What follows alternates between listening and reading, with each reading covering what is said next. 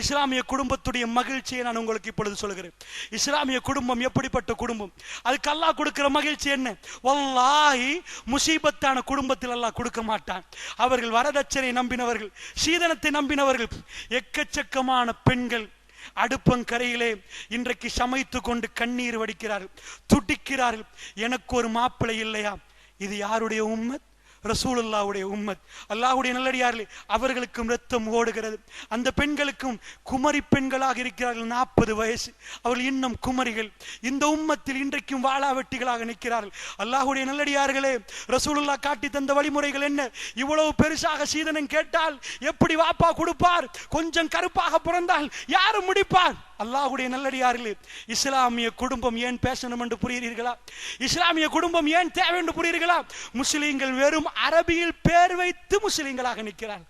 அல்லாஹ்வுடைய நல்லடியார்களே, அப்படி என்றால் முதல் அம்சம் மனதில் ஆழமாக பதிய வைத்துக் கொள்ளுங்கள். முதலாவது அம்சம் என்ன தெரியுமா? அர்ரிஜாலு கவ்வாமூன அலன் நிசா. அவர்களுடைய சைக்காலஜில போய் கேட்டா சொல்லுவார்கள், ஆம்பளைக்கு ஒரு ஈகோ இருக்குன்னுவார்கள். சைக்காலஜி படி ஆம்பளைக்கு ஒரு ஈகோ இருக்குது. என்ன ஈகோ?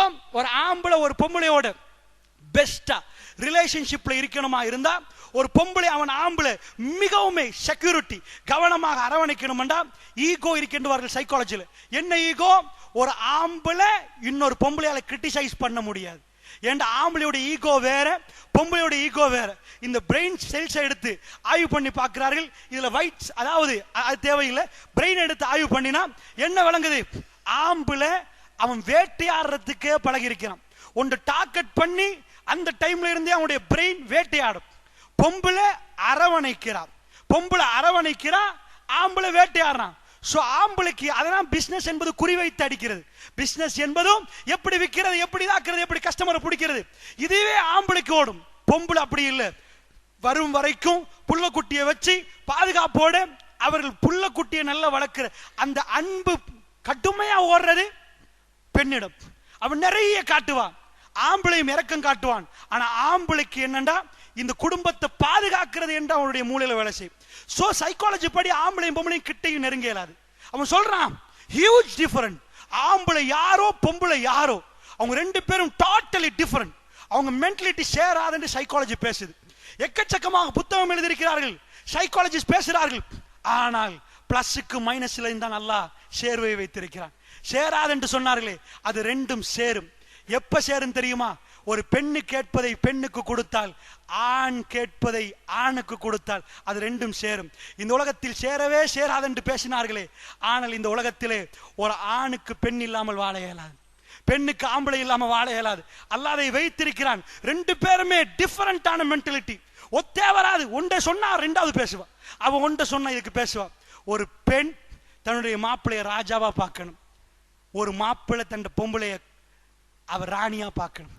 ராணி ராஜாவுக்கு இடம் கொடுத்தா ராஜா ராணிய ராணியா பாப்பா, இல்லன்னா வேலைக்காரி ஆக்கிடுவான். இவன் ராஜாவா கவனிச்சா பொண்டாட்டி ஆட்டோமேட்டிக்கா ராணியா போயிருவா.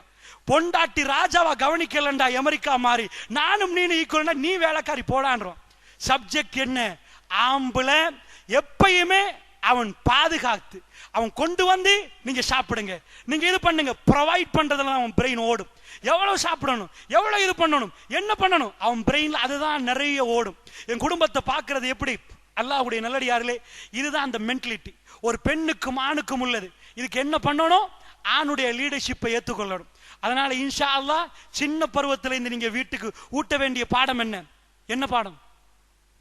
என்ன சொல்லிக் கொடுப்பீங்க பிள்ளைகளுக்கு? ஒண்ணுமே விளங்கல போலதான் விளங்குது. என்ன சொல்லிக் கொடுப்பீங்க? ஃபர்ஸ்ட் பாடம் இதுவரைக்கும் நான் பேசினது ஒன்றுதான். என்ன? ஒரு ஆயத்தை தான் பேசினேன். ஒரு புல்ல சீரழியறதுக்கு காரணமே அல்லாஹ்வோட ஒரு வஹ்ய மறுத்ததுனால. அது என்ன? தலைமைத்துவம். சமத்துவம் பேசினார்கள், தலைமைத்துவம் இல்லாமாச்சு, பெண்களுக்கு ஆண்மாண்டாங்க. இதை தான் புரிய வைக்கணும். புரிஞ்சுட்டீங்களா? நம்பர் 1. இப்ப உங்க உம்மா மாக்கள், நீங்க முன்னாடி போன சந்ததியும் இப்போ உள்ள சந்ததியும் டிஃபரெண்ட் உங்களுக்கு விளங்குதா? அவங்க மாப்பிள்ளையை கொஞ்சம் கட்டுப்பட்டாங்களா? ஓவரா கட்டுப்பட்டு தான் நான் சொல்லல, கட்டுப்பட்டாங்களா? இப்போ உள்ள பொண்டாட்டிமார்கள் கட்டுப்படுறது குறைஞ்சிருக்குதா? உம்மாட்ட போய் கேட்டா விளங்குமா? முதியவர்கள்ட்ட கேட்டா விளங்குமா? நான் கேட்கிறேன், குறைஞ்சிருக்குதா இல்லையா? எதால? எதால? உங்க வீட்டில் என்டர்டைன்மெண்ட்டுக்கு பார்க்குற படத்தாலையும் கதையாலையும்.